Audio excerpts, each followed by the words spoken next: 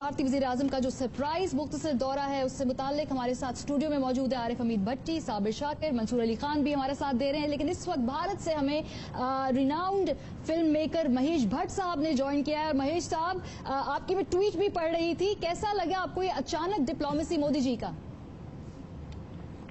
देखिए, मेरा ये मानना है कि कोई भी मेजर लीप जब ह्यूमन थॉट में कभी कोई लेता है तो उसके लिए जुर्रत की जरूरत होती है। जुर्रत के बगैर कुछ पॉसिबल नहीं होता है। तो मुझे लगता है कि दोनों मुल्कों के प्राइम मिनिस्टर्स ने बड़ी बहुत ही ऑडेसिटी, वो जिसको कहते हैं अंग्रेजी में, जुर्रत दिखाई है कि वो ये सारे जो एक ब्यूरोक्रेटिक प्रोसेस को पीछे रखकर कम से कम एक ऐसे प्लेटफॉर्म पर मिले। आज के मुबारक दिन पर जन्मदिन है उनका और क्रिसमस का माहौल है दुनिया में, अमन की बात फिजाओं में है और कायद-ए-आज़म जिन्ना साहब का भी आज जन्मदिन था। ये अभी मुझे सुनने को मिला है। तो मुझे लगता है कि ये कहते हैं ना कि रस्म दुनिया भी है, मौका भी है, दस्तूर भी है। कैसे मौके पे और आज वज़ीर-ए-आज़म साहब की नवासी की शादी भी है। लेकिन महेश साहब, पाकिस्तानी वज़ीर-ए-आज़म ने शायद थोड़ी जल्दी जुर्रत का मुजाहरा किया था कि जब मोदी साहब की वहां पर तकरीब थी हल्फबर्दारी की तो वो पहले चले गए। मोदी साहब ने कोई 1.5-2 साल जरा देर से जुर्रत दिखाई है, नहीं?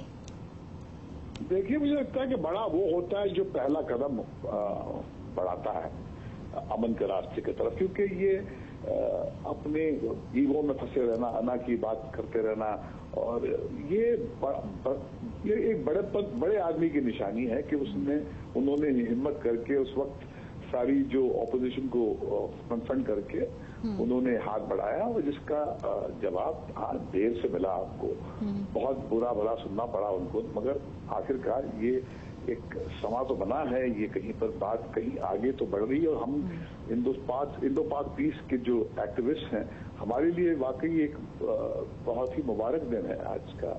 अच्छा, महेश भट्ट जी, आपसे एक अहम सवाल, बल्कि आपकी राय जानना चाहेंगे। हमें पाकिस्तान में इस तरह ये फील होता है कि भारत के अंदर बेशक पीस प्रोसेस चले, एक अच्छा पीस प्रोसेस शुरू हो चुका है, लेकिन कुछ ना कुछ ऐसा होगा, भारतीय मीडिया का प्रेशर आएगा या कांग्रेस के अंदर कोई एक ऐसा इंतहा पसंद एक सोच वहां पे शायद आएगी, या शिवसेना अपना कोई रोल ऐसा प्ले करेगी कि ये चलता हुआ पीसफुल रास्ता एकदम खत्म हो जाएगा और ये मामला किसी न किसी मोड़ पे एक बार फिर वापस उसी इंतहा पसंदी की तरफ चला जाएगा। How do you look at it?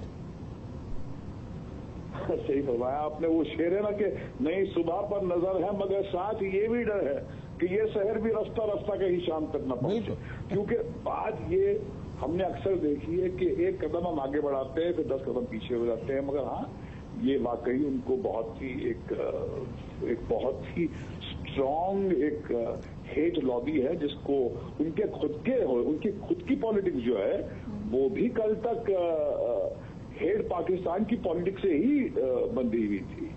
ये आज जो उन्होंने ये जो अपना रुख इख्तियार किया है, ये वाकई चौंका देने वाला है। हमारी कितनी भी पॉलिटिकल हमारी डिफरेंसेस आइडियोलॉजी की हो, मगर जब अमन के रास्ते पे कोई बढ़ता है जो आपका एडवर्सरी भी हो, आपके ओपोनेंट भी हो, तो उसको आपको सलाम करना चाहिए और ये उम्मीद करनी चाहिए कि ये दोनों प्राइम मिनिस्टर मिलकर एक ऐसा एक प्रोसेस शुरू करें जो फिर पॉज का बटन जिस पर लगाना मुश्किल हो जाएगा, पॉज का बटन न लग सके। महेश साहब, हमारे साथ ही रहिए। आए रहमान साहब, सीनियर तज्जियाकार, वो भी पीस ने, उन्होंने हमें इस वक्त ज्वाइन किया। आए रहमान साहब, महेश साहब भी कह रहे थे कि जो हेट लॉबी है वो जरूर खींचती है पीस प्रोसेस को।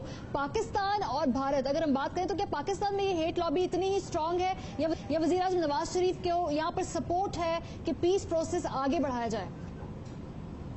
नहीं, मेरे ख्याल में अगर ये पीस प्रोसेस आगे चलेगा तो उन मुल्कों की अक्सरियत इसको सपोर्ट करेगी। जो इसके मुखालिफ हैं, जो हेट पे जिंदा रहना चाहते हैं, जो लड़ाई चाहते हैं, वो शोर बहुत ज्यादा मचा सकते हैं और लोगों को डरा सकते हैं, लेकिन उनकी तादाद इतनी ज्यादा नहीं है।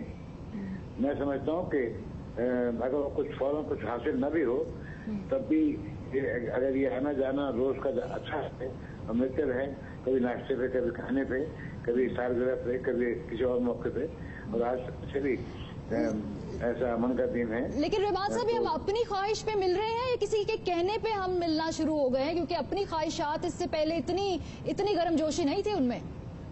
बात यह है कि अगर अपनी ख्वाहिश नहीं है तो फिर दूसरे कहने से मिल रहे हैं, तो सिर्फ मिलने का अमल ऐसा होता है कि उसकी अपनी एक लॉजिक होती है और भी तो आगे चल के पता लगेगा क्या है।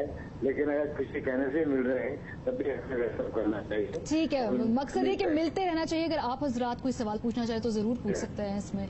साबिर साहब और आरिफ हमीद भट्टी। मैं भट्ट साहब हैं लाइन पे? बिल्कुल, भट्ट साहब लाइन पर हैं, आप उनसे पूछ सकते हैं। भट्ट साहब, क्या वजह है कि पाकिस्तान तो हमेशा संजीदा कोशिश करता है मुज़ाकरात की इंडिया के साथ, और इंडिया लॉलीपॉप देता है 5-7 साल, और जब मौका मिलता है वो फिर निकल जाता है। तो क्या इंडिया में कोई प्रेशर डेवलप नहीं करती सिविल सोसाइटी इंडियन गवर्नमेंट पे और ख़ास तौर पर इंडियन एस्टेब्लिशमेंट पे? मेरे ख्याल में यहाँ की सिविल सोसाइटी का उतना दबाव है नहीं। हम कुछ गिने चुने लोग हैं जो अपने आप को बिल्कुल माइनॉरिटी में अपने आप को पाते हैं। जब भी एक पीस प्रोसेस की हमने बात की है, पीस विद पाकिस्तान का हमने जब भी नारा लगाया है, तो हमें एंटी इंडिया कहा गया है कि हम एंटी इंडिया हैं या हम ISI के एजेंट हैं या हम पाकिस्तानी हुकूमत के जो है पॉन्स हैं।